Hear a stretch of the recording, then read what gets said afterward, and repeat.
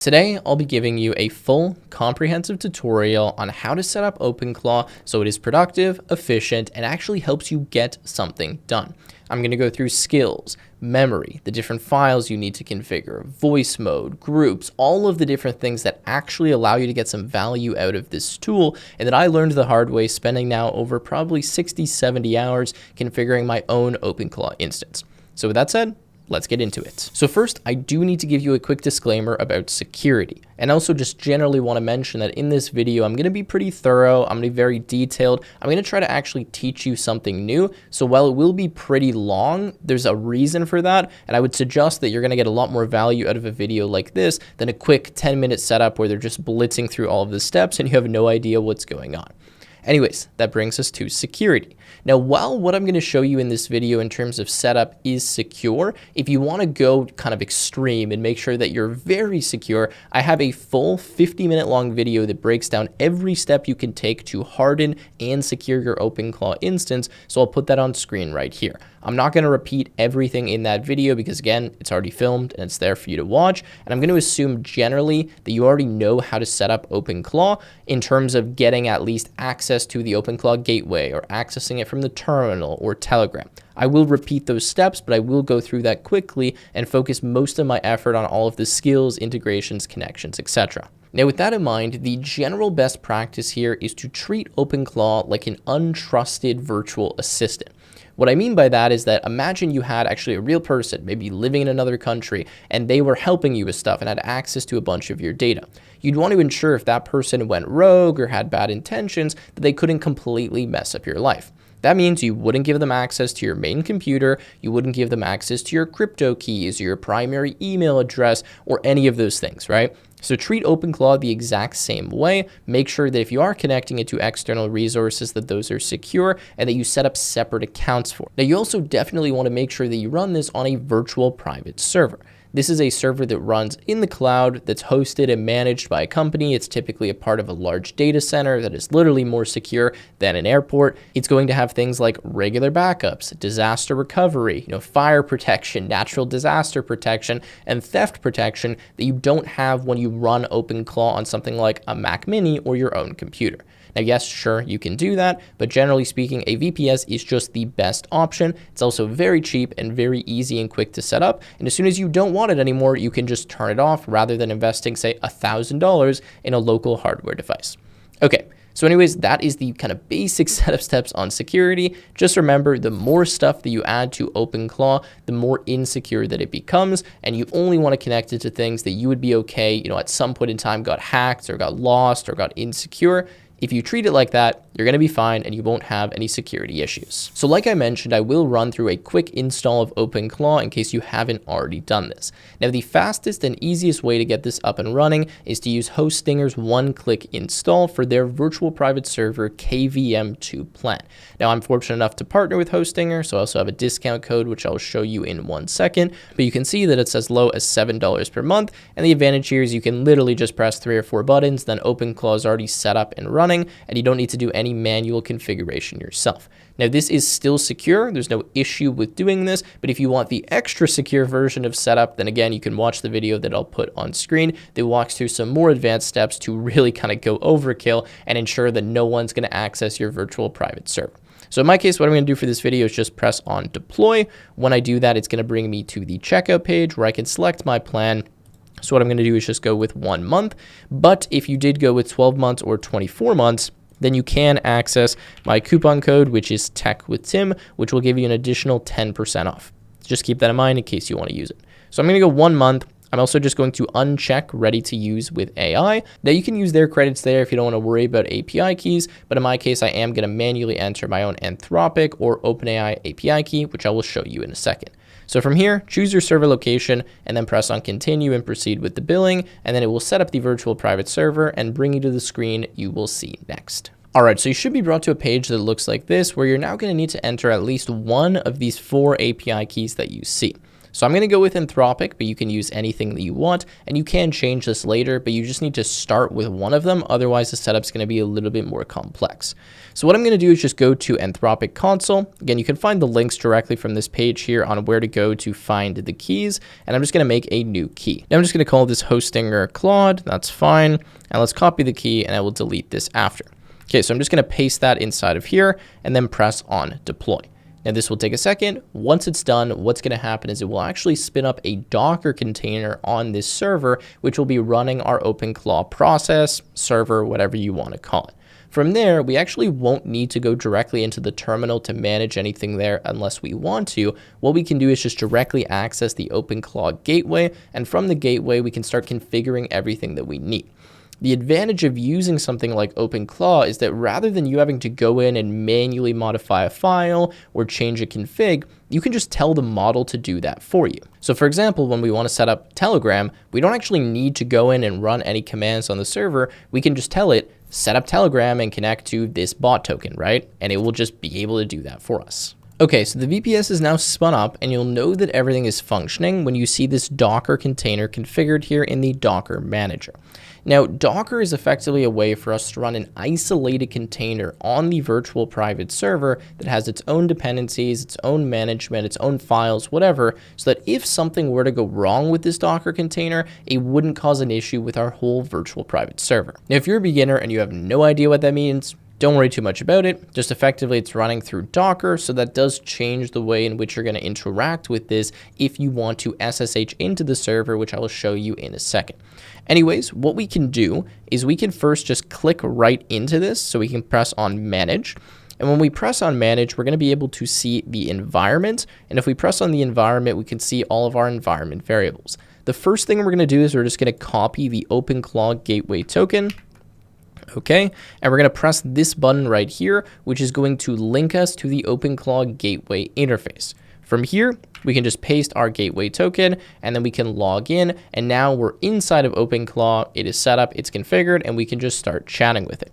So from here, like, this is really all you need now to start setting everything up, and you can just talk to the model, you know, hello world or something, right?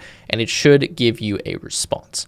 Now, what I'm going to suggest is that the first thing we do is we add additional models, or we change the model from Anthropic to something else, because you are going to get very heavy rate limits if you are using the Anthropic models, and can be extremely expensive. So I'll show you how to do that in 1 second, but I first want to just show you how you can actually manually access the server if you're looking to do that. And actually, we have a good learning moment here already, because I tried to type something to the assistant and nothing was working. So I'm kind of sitting here going like, why isn't that functioning?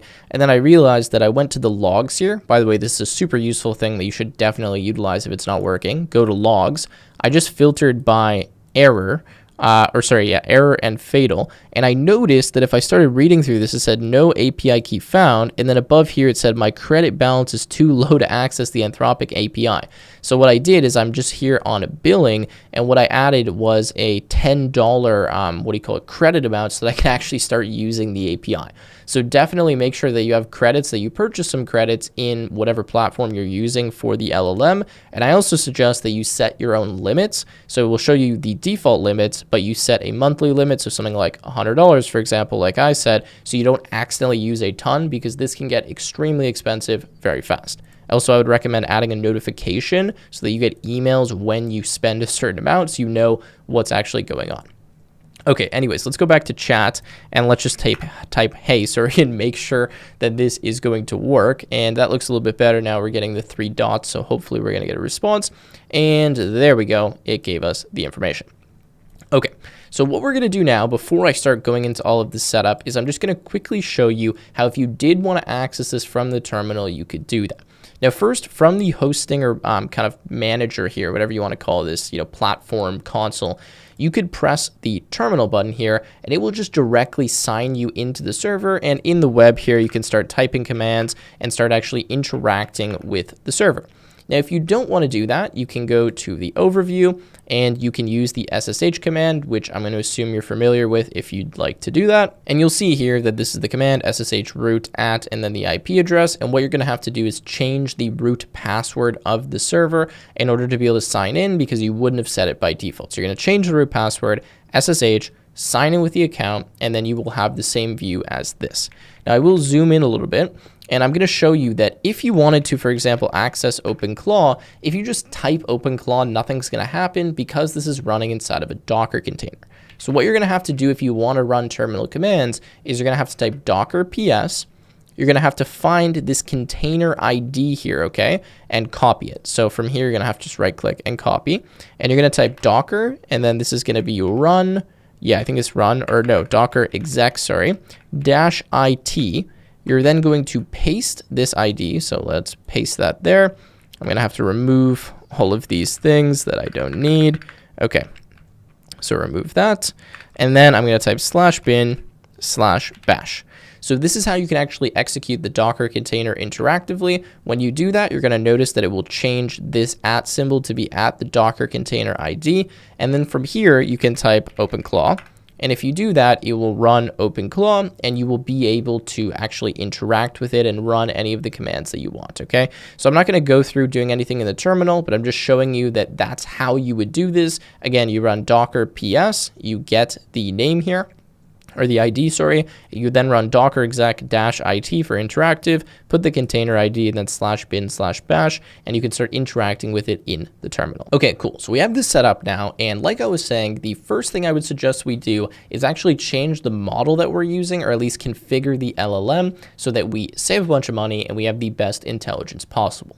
Now, Anthropic does have the best models for OpenClaw. So for example, the newest model that just came out, Opus 4.6, is the current best model that we definitely want to be using. However, we don't want to use it all of the time because of the rate limits. So a lot of times it just won't work because we've gone past our rate limit, especially if you're on a new account. And it's very, very expensive. So the approach that I recommend is that we run with Opus 4.6 for usually the starting tasks and any high level, complex, kind of planning tasks. And then we have that delegate to a cheaper, less intelligent model that can handle everything else. Now, in my case, what I've been doing is I've been connecting this to my OpenAI subscription or my ChatGPT subscription, because this allows me to use my usage or kind of quota from ChatGPT that I'm already paying, in my case, $200 per month for. But even if you're paying $20 per month for it, you can still access all of that usage. And OpenAI has made that available to do and not against their terms of service. So what I would suggest here is that you connect this to another model that is cheaper. In my case, I'm going to show you connecting it to the Codex model, which is still quite good and has almost unlimited usage when you are paying, like I am, $200 per month. However, if you're not paying for that, then I would suggest at least connecting this to just a cheaper model. For example, the Kimi models are pretty good, or anything that's going to be just, again, cheaper than Opus, because if you run Opus every single day and you're doing a lot, you can spend $100, $200, $300, $500 per day. I know one of my friends was spending about $200 per day running this purely with Opus, which is insanity. So first things first, let's tell it the following. We're going to say, okay, switch to use Opus 4.6 by default. All right, so it should automatically switch its model then over to do that, and we'll verify that that's working. Okay, so it said that it's switched over now and just restarted the gateway. By the way that I'm seeing all of this information on the side is I have this little brain thing enabled. So if you want to disable that, it will just show you what it did. If you want to see the full logs, you can view it here. And again, you can go to the logs to see everything that's happening, which is always pretty useful. So I'm going to go back to chat, and I'm just going to quickly tell it to disable the rest of the fallback models, because if you have a look here, it shows the models that it's using as Anthropic, right? It shows which ones it has access to, and then it shows the fallbacks are these. So I'm just going to tell it remove these fallbacks, okay? And we'll leave ChatGPT 5.2. but remove the other two. So actually, we're going to do it like this, because I don't want it to accidentally try to switch to one of these models that doesn't exist. So I'm going to hit enter, and hopefully it will do that. Okay, so now I want to add additional models. So I'm going to say, help me add the Codex model from my OpenAI subscription. Same thing, any model you want to add, just tell it can help you do that, and hopefully it should run through the setup steps. It's probably going to have me click a link, and then from that link I will be able to authorize and then kind of give it an authentication token to add the model. Now once we have multiple models here, what we're going to do is give it instructions to switch between the models based on what we want it to do. So it says, what options do you want? I'm going to say I need to connect via OAuth to my OpenAI Codex plan, give me the link to do so. So I know that that's how we need to connect to it. So hopefully it should give me the link, but I guess the way that I prompted it before wasn't clear. So anyways, let's see what it does now. Okay, so you can see it's giving us a few options here on how to connect this. And it says, you know, option A is OpenAI API key and option B is OpenAI code codex subscription. So I'm going to say use this and run the command. Okay, and again, notice that I'm just using the model directly to do this rather than me going in the config and modifying everything. And it's really a matter of knowing what to ask for as opposed to you having to manually go do that. So I'm just going to ask it. Hopefully it will run that command and then we can connect our OpenAI model. Okay, so you can see it's giving me this URL. So what I'm going to do is press on that. And then what I need to pass to this afterwards is the localhost URL redirect. So I'm just going to sign in and then give it that. Okay, so I'm going to press continue here. And then what's going to happen is it will redirect me to this URL. So let's give it a second. I want to copy it and then I'm just going to paste it in here and hopefully it will configure that for me. Again, if you want to do another model, you just tell it the other model and it will set it up. Now, while it's doing this, what I want to do is I want to tell this to actually write a command for me that's going to allow me to switch between the models and then have it automatically do that as well. So I'm going to say make a command called /model that allows me to switch between the Opus 4.6 and Codex, I don't know, 5.3 or something, I think is what it is. Whatever the best one is. Okay, so now we'll queue that up. So after this is done, we'll run that command. Okay, so it looks like it created that command. So now if I run the command /model, we should be able to switch. So let's go /model and then codex and see if that command is going to work. And it says model set to codex 5.2. Okay, perfect. Looks like that is indeed working. All right, so now we have the two models. Again, what I want to do is just quickly give it some instructions to always default to Opus, but then anytime we're doing some kind of coding task or something that doesn't require a lot of intelligence or complexity, to switch over to the Codex model to save money. So let me write up a prompt and tell it that, and it should save that in its preferences and configuration. I want you to always use the Opus 4.6 model by default, but whenever an instruction is provided to you, I want you to determine whether or not you need that level of intelligence or if you can switch to a cheaper model like Codex 5.2. Codex should always be used for coding tasks and anything that is lower leverage or doesn't require a ton of detailed steps or thinking. So always use Opus to come up with the plan, to start the process, but then delegate lower level tasks using sub-agents to the Codex model to ensure that we're saving money and cost. Whenever you run a task, start by telling me what model you're using for running it. So tell me, hey, we did Codex 5.2 for this, we did Opus for this, etc., so that I know that it's running correctly. Save this preference for the future. So it looks like that's working, and what this would have done here is create a rule, so now I can go reference that rule to understand, all right, I need to do this, I need to switch between the models. So what I'm going to tell this now is I want to set up Telegram, tell me how to connect it. Okay, now while it does that, I'm just going to open up Telegram on my computer and I will start running you through the steps. Okay, now it says that we can just run this command to connect Telegram, and it says that we need to paste the bot token when prompted. So I'm going to say run the command for me and I will send the token. And the general steps is that we need to open Telegram and chat with the @botfather, type new bot, and then copy the token. So it's very easy. What we're going to do is open Telegram. We're going to go into the search here. We're going to find bot father and make sure you find the one that has the check mark. Okay. Then from here, we're going to type start and we're going to go /new bot. All right. When we do that, it's going to ask us for a name. So let's just call this Tim A. All right, and let's go Tim A 123456 _ bot. Just make sure it ends in _ bot.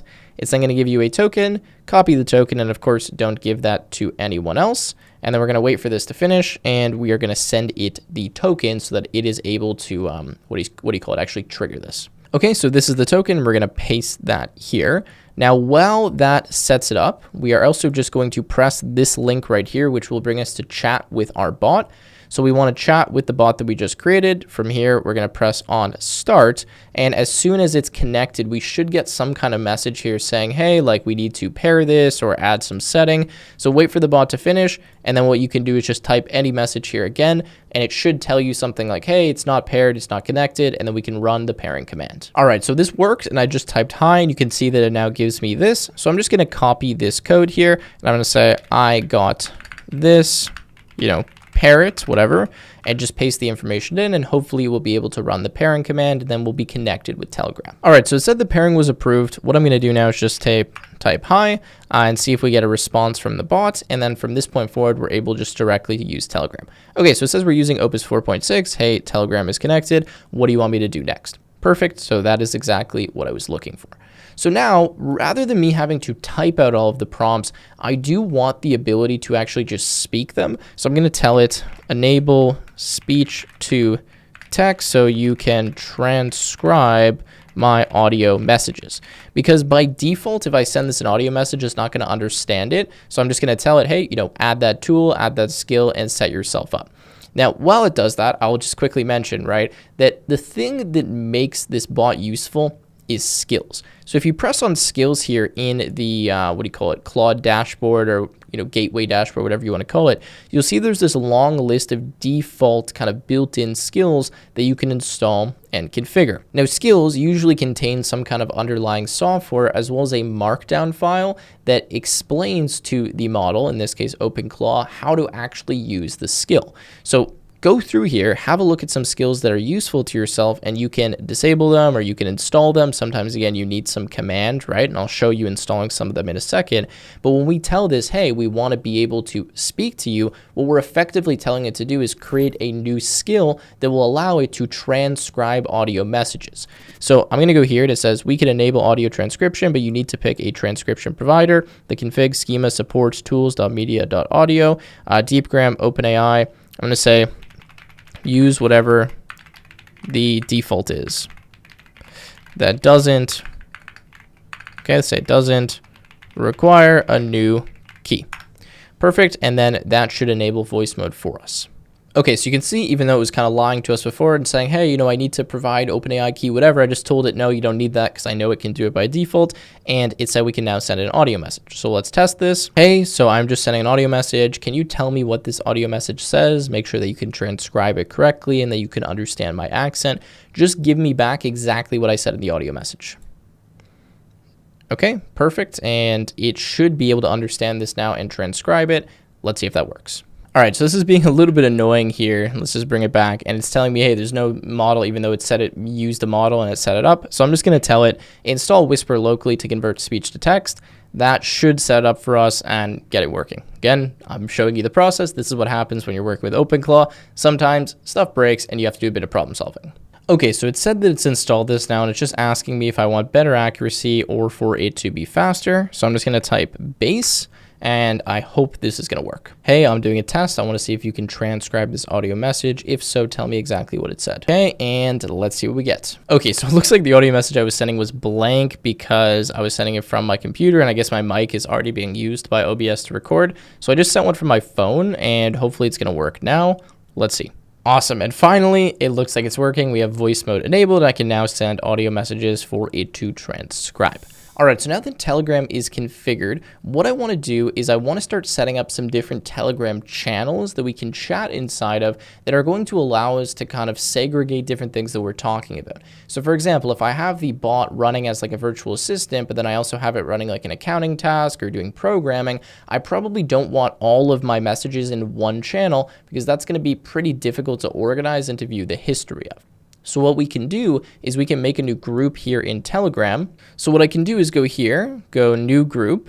I can call this, startup ideas or whatever the thing is that I want to chat about with the bot. So let's go startup ideas, not channels. And then let's add the bot by just typing in their username. Okay, and go ahead and press on create.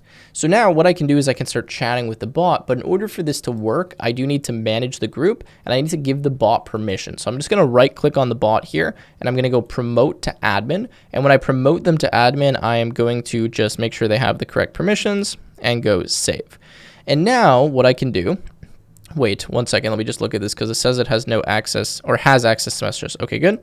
I'm going to just tag the bot. So say @TimA, hello. Okay, and hopefully it's going to read something. So it reacted to that, showing us that it saw it. So that's a good sign. It says, hey, Tim, what's up? Perfect. So now I can chat with the bot directly inside of this channel. And all I need to do is give the bot instructions to remember that it should only talk about these ideas in this particular channel. So what I'm going to do is I'm just going to do a voice transcription here and tell you kind of how I would instruct this. Hey, so I'm going to start adding you to some group chats where it's just you and me. The name of the group chat or the name of the group channel is the topic that I want to discuss in that channel. Don't talk about anything else and only reply or send me messages in the appropriate channels based on the name of them. If I DM you directly, we can talk about anything, but if I DM in a channel like, startup ideas or something, we only talk about startup ideas, again, whatever the title of that, channel is. Now, I also want you to reply to any message, so don't just reply if I ping you, reply to anything in those channels. Make this a rule and ensure that you remember this going forward in the future. You also should be able to create groups with me. I'll give you the permission to do that. So if we have a new thing to talk about, make a new group with me and start chatting with me there. I don't know if that last part's going to work because I actually haven't tried that before, but I'm just going to send that over to the bot and I will go and configure the bot further to hopefully allow it to create new groups. Okay, so it replied to that. Now, I don't know if this is actually going to be able to create new groups because I don't know if there's another setting we need for that, but I'm going to say create a new group called accounting, and let's see if it's able to do that. Okay, so it looks like it can't make the groups for us. There's probably a way that I can enable that, but for now we'll just leave it. Anyways, point is we can make different groups, right? We can pin those groups and then we can just have kind of a more organized way of chatting with the bot. Now, I did try to send something in the group and I did still need to ping the bot. So again, there's probably a way to configure that, but for now, that's fine. We can just ping the bot if we wanted to reply. And actually in the future, we could add multiple of our bots in the same group. That could be interesting to see how that would go. Okay, anyways, let's go back here and let's now start talking about skills. So skills allow the bot to have some capabilities that it can complete, right, or that it can do. Now, by default, there's some skills that are already added, and if we go to the, gateway dashboard, and you go to skills and you expand this, you'll see there's a bunch of default skills that are already installed that you just need to enable or add the dependencies for. For example, voice calling, right? Getting the weather, playing a Spotify song, creating a skill is a skill that exists, all of this kind of stuff. So I would suggest reading through here and enabling any of the ones that you want for sure, but I also would suggest having a look at this place called ClawHub. Now, ClawHub has a list of pre-built skills that you can use and just build into your bot. However, before you start just going and adding all of these random skills, I would suggest that you understand what a skill is, and we're going to talk about that now. So a skill is effectively just a Markdown file. Now, I'm going to show you that. If I open up any one of these skills, you'll see that the skill is just in this skill.md file. MD stands for Markdown. And all the skill is just a bunch of formatted text that explains what the bot should be able to do. Now, the skill can also reference files. So you can see in this case, it has like a scripts/stats.py file, which is a Python file that it can run to complete something. So that's all a skill is. You can tell the bot to add its own skill and it can just write it, configure it, add it itself, or you can bring in pre-built skills from a place like ClawHub. Again, I don't suggest just randomly bringing them in, but I want to show you how you can view all of the skills that your bot has and start actually viewing all of the different files that essentially enable the bot to do something. So to do that, you need to open up some kind of code editor. Now, I suggest that you open up Cursor. You can also open up Visual Studio Code or VS Code. You can download it for free on the internet. Just search VS Code or Cursor download. Okay, so from here, what we're going to do is hit Control-Shift-P or Command-Shift-P on our keyboard, and we're going to go add new SSH host. This is how you open the command palette in VS Code or Cursor. From here, we're going to say SSH root at, and then we're just going to copy whatever we had here. So actually, we just copy this command, and again, make sure we know what the password is, and hit enter. We can just use the default SSH config. Then we're going to go Control-Shift-P again or Command-Shift-P, and then connect to host, and we're just going to choose the host that we added recently. Okay, now once we press that, it's going to open up a new window. We're going to select our operating system as Linux, and we're going to paste in our root password and hit enter. From there, it should open up a remote kind of terminal and you're now inside of the server. So what we can do is we can actually go open folder and we can find the folder that contains all of the data for OpenClaw. So in order to find this folder, we're going to go to Docker, we're going to go to OpenClaw, data, and then .openclaw like that. And you can see there's a bunch of stuff here. So we're going to go ahead and press on open. And then in the left-hand sidebar, let me just close my agent. Okay, it's asking me for the password again, so that's fine. Let's type the password. We should be able to see this data. So you'll notice here, if you open up the sidebar to view the files, right? You can do that with Control B or Command B on your keyboard, that you'll see a bunch of information showing up. Okay, so we have credentials, we have cron, and then if you go into workspace, we have all of these different files, which is really the configuration for the agent. Now, right now, we don't see any skills in here. The reason for that is that a lot of the built-in skills are actually stored in a different location because they're already written. But if you were to ask the bot to make its own skill, it should show up here. So let's actually test that. Make a simple skill that says hello world in 5 languages, and let's just go 5 random languages. Okay, and let's see actually if it can create that, and then we're going to have to refresh this, and we'll be able to view hopefully the new skill file so I can show you what it looks like before we start enabling other ones. Okay, so it's making the skill right now, and you can actually see that it's now created a new folder called skills, and then it has hello world languages as a subfolder, which is the name of the skill, and then we have this skill.md file that explains what the skill is, right? Name, description, and then all of this. Now you'll notice that after I do that, I now will have a command, and this command should be hello world languages, /skill.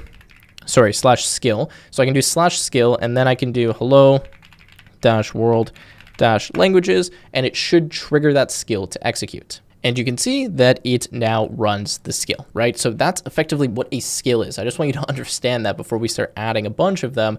And now that we can make our own custom skills, which is very easy, right? You just ask it to do something, which is a repeatable task that you want it to have written down. Make sure you review what it writes inside of here and customize it, because that's going to give you the best results. Now, some skills that we definitely want to enable that are default skills are going to be the following, and they have to do with Git and GitHub.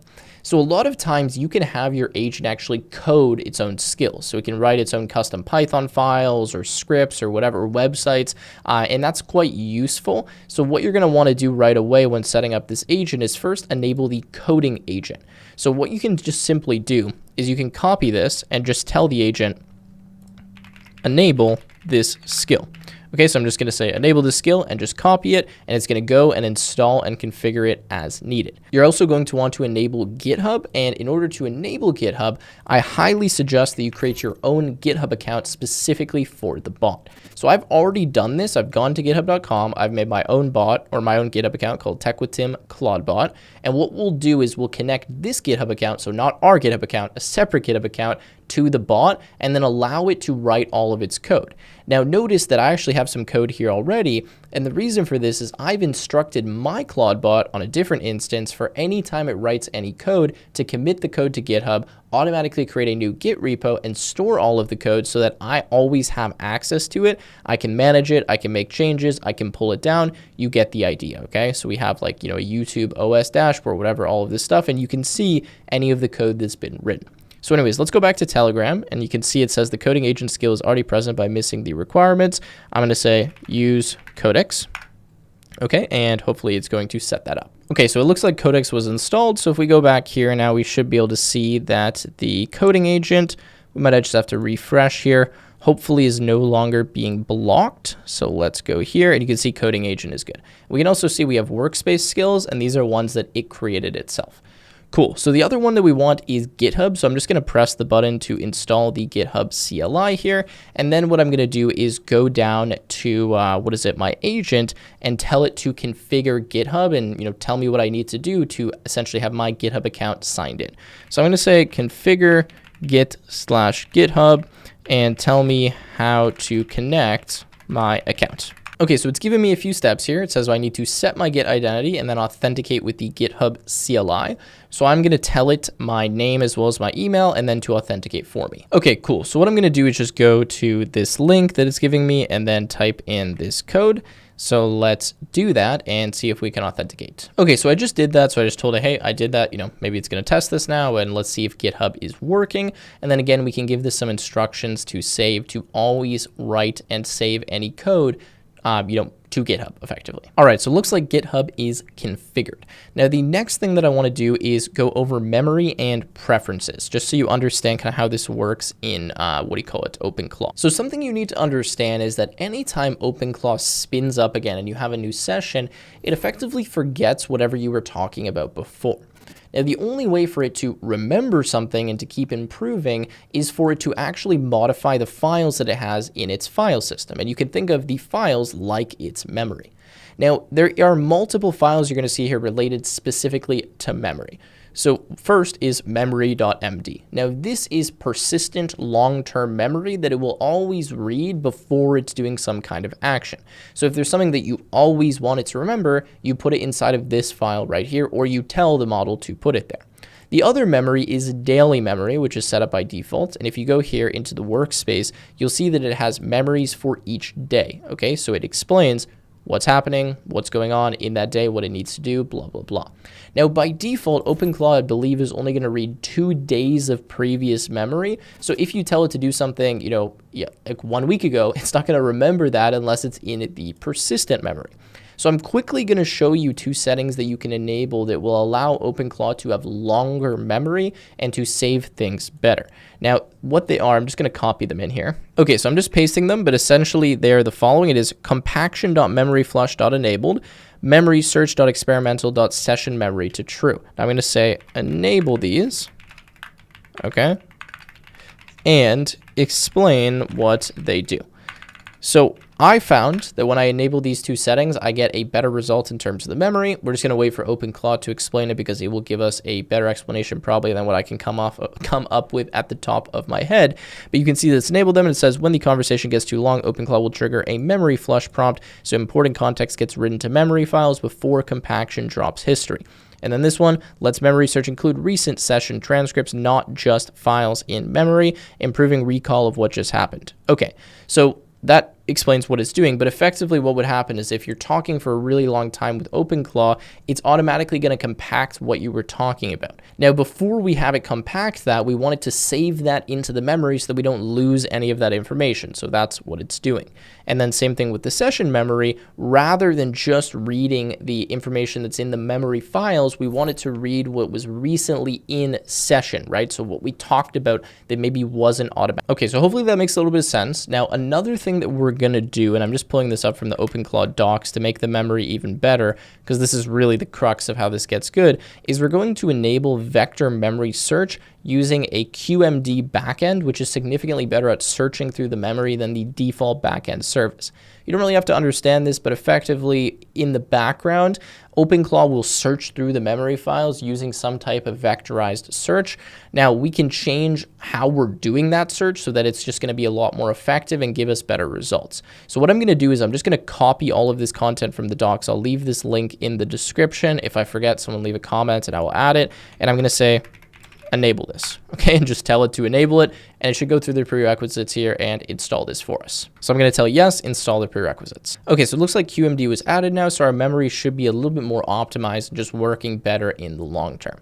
Now I'm going to go through a bunch of other things that we can set up and configure, but keep in mind that, OpenClaw is for you, right? You guys customize it, and what I'm trying to do is give you a solid base that you can then extend. So while it's not super detailed in terms of every little individual skill we add, the idea is I want you to understand what these things are so you know what's going on in the back end when you do make changes by yourself. So now I want to talk a little bit about some of the other files that are here, and specifically I want to talk about this identity file as well as this user file. Now, the user file is the information about you, okay, or in this case, about your human, because it's like in reference to the Clawbot, and the identity file is the information about the Clawbot itself. So rather than you just filling this file in manually yourself, what I would suggest you do is actually go to OpenClaw and ask it to give you an interview and ask you questions on what you want. So I'm going to give you an example prompt that you could pass so it can modify these files. Say, hey, I need you to update the identity file as well as the user.md file with important long-term information. Ask me a bunch of questions, give me an interview, give me a quiz on all of the data you need from me in order to create those files and optimize them as much as possible. In the future, if something changes, continue to update these files and ask me more information as we chat through this conversation and just in general in the future so that you always have the most recent up-to-date data and you're constantly updating these files. That's maybe a little bit overkill, but point is, you can just say, hey, give me an interview to update these files. And that's a lot easier way to go about doing it than you having to manually kind of work through and, fill in all of this data. Okay, so you can see it's giving me a bunch of stuff, right? I'm not going to actually go and fill this in because I don't care too much about it. I'll just give it a quick answer so we can see the update. Say, my name is Tim. You can call me Master Tim. My pronouns are the normal ones, he, him. My time zone is Asia, Dubai. I usually work from 10 a.m. to 1 in the morning. My goal is to grow my YouTube channel. Okay, whatever, right? And then go ahead and hit enter, and hopefully it is going to update the file now. And again, if you want to see the updates, you can refresh, this, and it should show the new version of the file, assuming that it updates it. Okay, so you can see it's updated the file now, and it kind of has that information. Then for the identity, we're not really getting like the correct stuff, but you get the idea, okay? So we could, adjust that later in the future. Okay, so that kind of covers that. Now, the other files that are useful is going to be the SOUL, as well as tools and HEARTBEAT. So the SOUL is kind of some more instructions in terms of how the bot should operate, the way it should talk to you, core truths, things that it believes, right? Like at the soul of the agent, kind of at the heart of it, I guess you could say. So if you want to modify this, you can, but generally the default one is pretty good. And it says, each session you wake up fresh. These files are your memory, read them, update them, etc. And then it goes through boundaries, private things stay private. Here's your vibe, all of that kind of stuff. So you can adjust the SOUL based on what you want. If you want something rude, if you want something happy, if you want something funny, that's where you would put it inside of here. Now we also have tools. Tools are different things that can be used by things like skills. So for example, you have an SSH host, a preferred, voice, speaker, rooms names, device nicknames, all of that kind of stuff. You can put that directly inside of this file. I don't really use tools too much, but you can modify this file if needed. Awesome. And then the last one is going to be the HEARTBEAT file. Now, the HEARTBEAT file is super interesting because what you can do is you can have the Claude bot triggered to wake up effectively every set number of minutes. You can have it every 5 minutes, every 30 minutes, every hour. And when it wakes up, what it's going to do is it's going to read this HEARTBEAT file. Now, inside of this file, you can direct it to do something continuously. So something that's common to do is to continually improve itself. So what we can do is we can say, update your HEARTBEAT file such that anytime you wake up, you review any of the mistakes that you've made previously and start making improvements and fixing those mistakes. When you do this, make sure you run multiple sub-agents and parallelize the tasks so we can do multiple things at the same time. Okay. So I actually just introduced another concept to you as well here called sub-agents. So when you're running this Claude bot, right now we're in this kind of one session where I'm asking it to do something, waiting for the response. You can do that, right? Or you can actually tell it to run multiple sub-agents. And when it runs sub-agents, what that will do is it will run a background agent, which is another instance of, in this case, Opus or Codex or whatever, that's going to go and achieve some kind of task. So I can say, hey, spin up 10 sub-agents and go work on different parts of this task all together and then collaborate once you're finished. And it will just automatically make these different sub-agents and you can see them inside of your Claude gateway. So if you go to sessions, for example, you'll be able to see the different sessions that are running as well as the different, sub-agents that are being triggered by those. Okay, so there's a bunch of stuff. You can effectively just see everything that's going on inside of the gateway, but that is what you should be aware of. Okay, now you can see inside of the HEARTBEAT file, it says on every heartbeat, review recent mistakes, issues, and propose fixes. When doing this review, spawn multiple sub-agents and run the tasks in parallel, right? So now anytime it wakes up and has a heartbeat, it will do this. Heartbeats are not going to do like super long running operations typically. It's usually for kind of short, repetitive things that you want to do all of the time. For example, check my email on every heartbeat, right? That's something that makes sense to put inside of here. Okay, so let's go back. And one thing to note is that if you go to the config here, I believe it's in the configuration.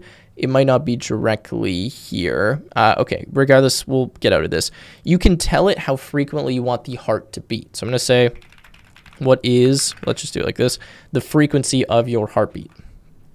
And it's going to tell us, I believe 30 minutes is the default. Let's see. Okay, so good job I checked that because it looks like it's actually off. So I'm going to tell it, turn on the heartbeat and enable it every 30 minutes. Okay, so anyways, good job. We figured that out because I forgot that it was off by default. And this is the thing, right? If you don't know something, just ask the agent like I'm asking it. But generally, these are kind of the best practices for the setup. So now it's kind of modified the config, and you can see that it's going to heartbeat every 30 minutes now. And then every 30 minutes, we will have that task that's inside of that file kind of, happen, right? Okay, so that's that. The next thing I want to quickly go over is crons. So I don't think that's inside of here, but it should be in its own folder. Yes, its own folder. Crons. Essentially, a cron is a task that can run at a set time at a set frequency. So for example, if you wanted to be reminded of something at 9 a.m., that is a cron, where at 9 a.m. this task will run, that will remind you of something.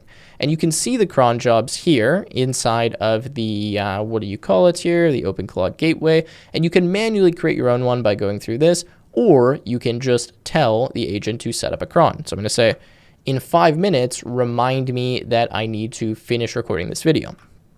Whatever, right? And then what will happen is it should automatically create the cron for us in the gateway, and we should be able to see the job.